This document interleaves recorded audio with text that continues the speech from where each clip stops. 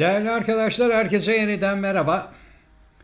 Amerika Birleşik Devletleri Başkanı Joe Biden'ın Ukrayna'ya elindeki uzun menzilli Amerikan ATACMS füzelerini kullanma yetkisi verip vermediğine ilişkin resmi bir doğrulama Amerikan yönetiminden yapılmadı. Fakat bu konudaki bütün haberlere hiçbir yalanlamada yapılmadı. O yüzden olayın resmi olarak açıklanmamasına rağmen o yönde ilerlediğini gösteren birçok olayla karşı karşıya kaldık. Özellikle Zelenski'nin yapmış olduğu, artık bundan sonra insanlar ve boş politikacılar değil, füzeler konuşacak yönündeki açıklaması zaten her şeyi gösterme yönünden önemliydi. İlk füze kullanıldı mı? Gelen bilgiler ve Rusya'nın yaptığı açıklamalar bir Amerikan uzun menzilli füzesinin Rusya'nın Bryansk bölgesinde ki bir askeri yapılanmaya dönük olarak kullanıldığını gösteriyor. Karaçev kasabası yakınında bir askeri hedef tahrip edildi. Rusya ana füze ve topçu direktörlüğüne bağlı 67. Mühimmat Deposu, Ukrayna Genelkurmay Başkanlığı zaten daha önce, yani iddianın Atak füzesinin geldiği yönündeki iddiadan önce Rusya'nın Bryansk bölgesindeki bir mühimmat deposuna saldırı düzenlendiğini duyurdu, fakat detaylı bilgi vermemişti.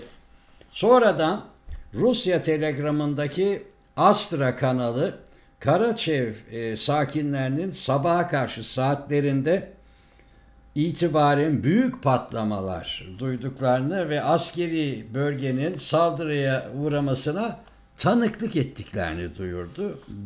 En son açıklama Rusya Savunma Bakanlığı'ndan geldi. Rusya Savunma Bakanlığı biraz değişik bir senaryoyla ama sonuç itibariyle doğrulayan bir senaryoyla karşımıza çıktı.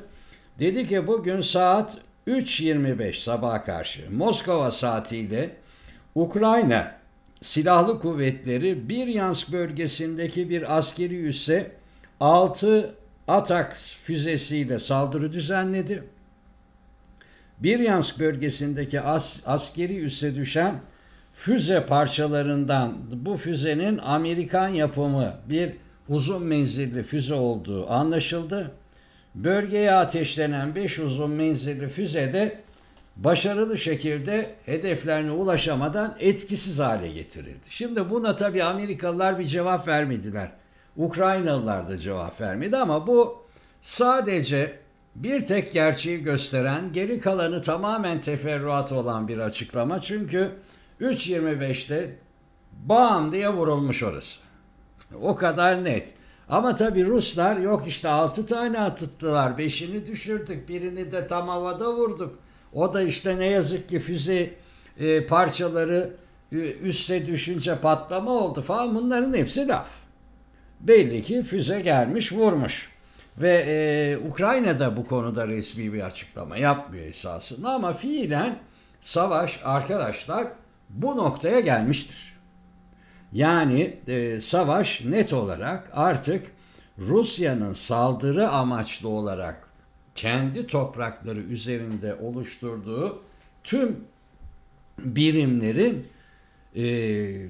derin vuruş menzili içine girdiğini göstermesi bakımından önemlidir.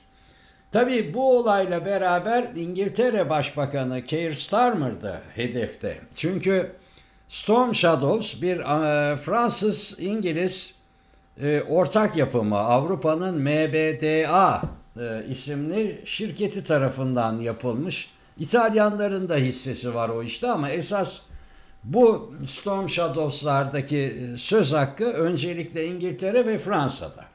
O nedenden dolayı İngiltere Başbakanı bakın ne dedi. Yani onlar da giriyor topa. Onlar da uzun menzilli füzelerini sokuyorlar. Birleşik Krallık Ukrayna'ya olan desteğini arttırma kararı almıştır. Harekat detaylarını burada anlatmam mümkün değil.